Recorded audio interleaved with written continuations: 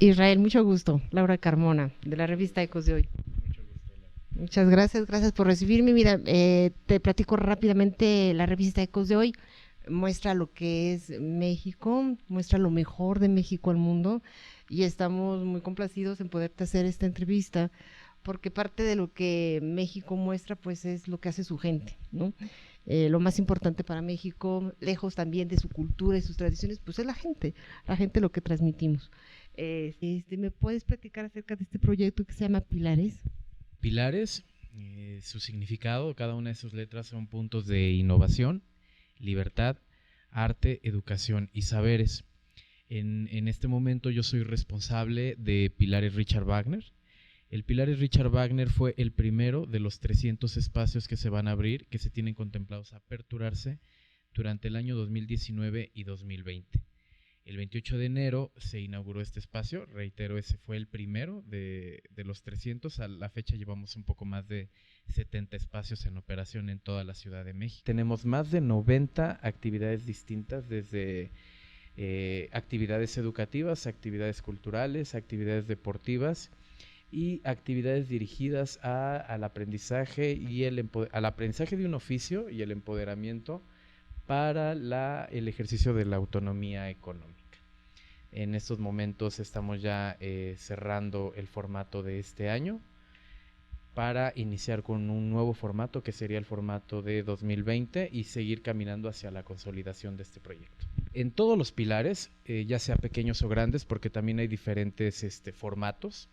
Este evidentemente no es uno de los más grandes, pero el objetivo es también concentrar cada una de las actividades, tanto de educación como de cultura, actividades deportivas y aquellas que van dirigidas a la autonomía económica.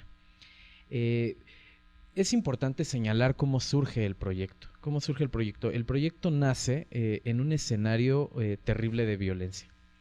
En un escenario donde de manera histórica hay grupos que históricamente han sido vulnerados.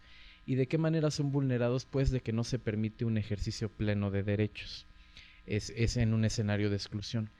Entonces nace el proyecto Pilares precisamente buscando, y como ha señalado nuestra jefa de gobierno, cerrar la puerta de la exclusión, cerrar la puerta de la violencia para abrir la puerta de las libertades, para abrir la puerta a un ejercicio pleno de derechos. Entonces, cuando hablamos de un ejercicio pleno de derechos, estamos pensando entonces en una política pública que de entrada ponga el dinero público, el dinero público de la Ciudad de México para hacer un ejercicio de política pública en donde se considere el acceso a la educación, de entrada, el acceso a la cultura, el acceso al deporte, que al mismo tiempo permita la recreación y el acceso a la salud, y sobre todo el acceso no solamente a tener un empleo, sino a una mejora en la calidad de vida. Entonces, cuando hablamos de todo un ejercicio pleno de derechos, tenemos que estar pensando en que cada uno de los puntos de innovación,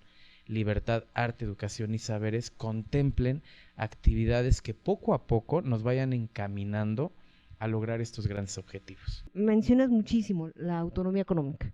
Eso es fundamental, yo creo, ¿no? Muchas veces este tipo de talleres, además de que nos hacen reconocer nuestras habilidades, que es tan importante, ¿no?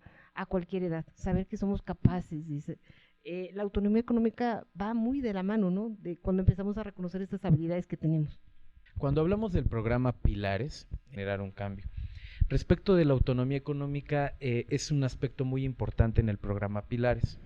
El programa Pilares trabaja con distintas reglas de operación. Una de ellas se encamina a este programa que se llama Educación para la Autonomía Económica.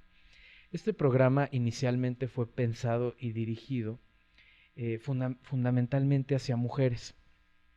¿Por qué? En Latinoamérica históricamente hablamos de un ejercicio de exclusión. Hay, dijera, y no por ponernos marxistas ni mucho menos, pero existe una brecha de entrada entre quienes tienen todo y entre quienes no tienen nada. Y esa brecha, cuando la dirigimos hacia el plano de las mujeres, es todavía muchísimo más amplia, porque una mujer con las mismas habilidades, inclusive con mayores herramientas, con mayores conocimientos respecto de un hombre, puede hacer el mismo trabajo o más y sin embargo recibir un salario inferior. Y esto es en el caso de las mujeres que logran trabajar. En el espacio en el que vivimos, en el país, en la Ciudad de México y en las colonias marginadas, que es precisamente donde se encuentran los pilares, hay mujeres que ni siquiera saben o pueden asumir que tienen un derecho a ejercer una autonomía económica. Entonces, ¿qué es lo que pretendemos lograr con el programa Pilares?